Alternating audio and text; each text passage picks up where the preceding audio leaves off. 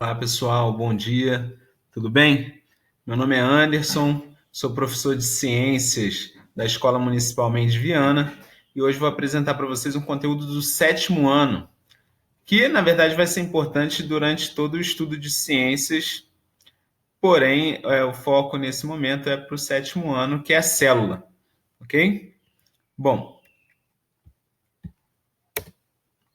a célula é um termo que tem origem do latim. É proveniente da palavra cella, que significa pequena cavidade, pequeno compartimento. Por que então foi dado esse nome, professor? Na verdade, lá na época da descoberta da célula, o cientista inglês Robert Hooke, lá em 1665 aproximadamente, ele pesquisando no microscópio finas fatias de cortiça.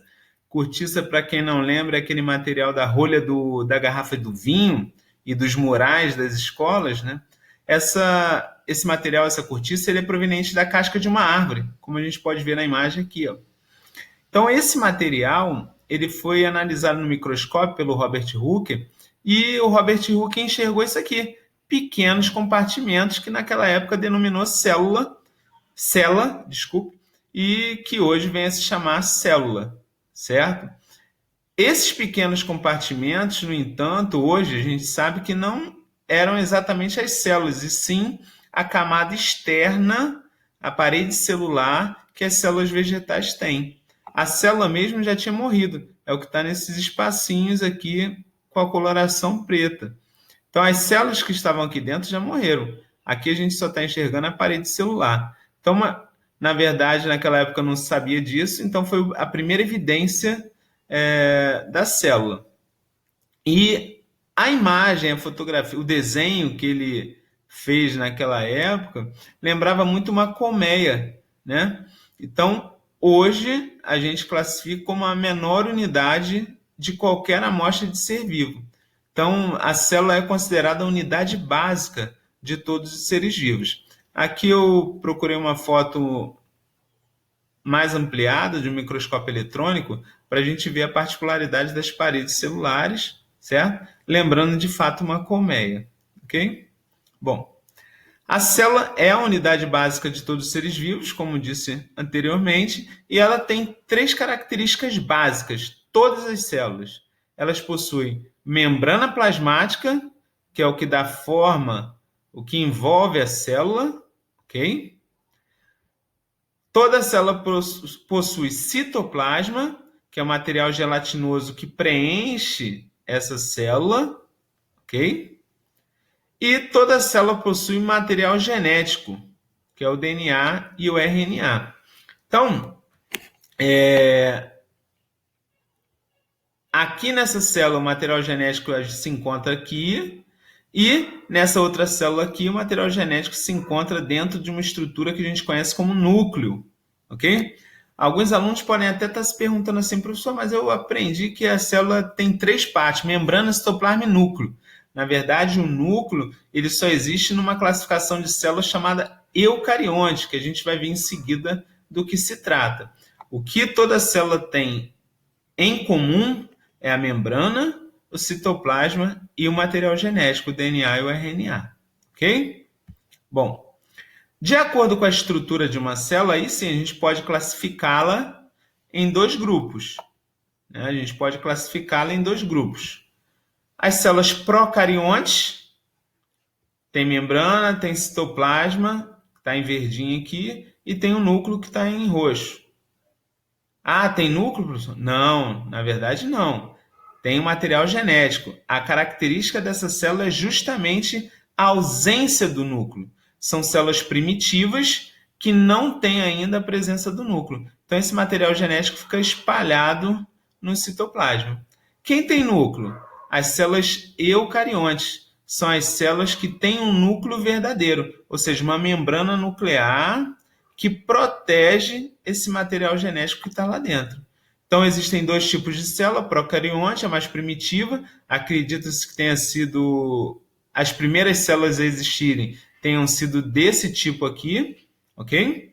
Não tem núcleo, material genético espalhado no citoplasma, E a célula eucarionte? É a célula mais atual, a célula mais moderninha, digamos assim, que é a célula que possui essa membrana nuclear, ou seja, um núcleo para proteger o seu material genético, que é o que a célula tem de mais importante. É o que transmite as informações e características para os seus descendentes. Com relação à quantidade de células, a gente pode classificar os organismos em unicelulares, quando os seus corpos, as suas estruturas são constituídas por apenas uma célula. A gente tem aqui esses organismos como exemplo: bactéria, uma célula só. Professor, mas eu já vi uma colônia de bactéria. Colônias são agrupamentos de vários indivíduos unicelulares, ok? Algas unicelulares, como exemplo aqui, certo? Fungos unicelulares, que a gente dá o nome de leveduras. É muito utilizado, por exemplo, o fermento para fazer pão, é esse tipo de fungo aqui, né? E os protozoários unicelulares, compostos apenas de uma célula, ok? Todos eles, o que têm de comum? O que eles têm de comum? Membrana, citoplasma e o material genético. Esses três organismos, alga, fungo e protozoários, são células eucariontes, a bactéria é célula procarionte, ok? E os fungos pluricelulares são aqueles constituídos por várias células, né? Tem várias células na sua composição estrutural, no seu corpo.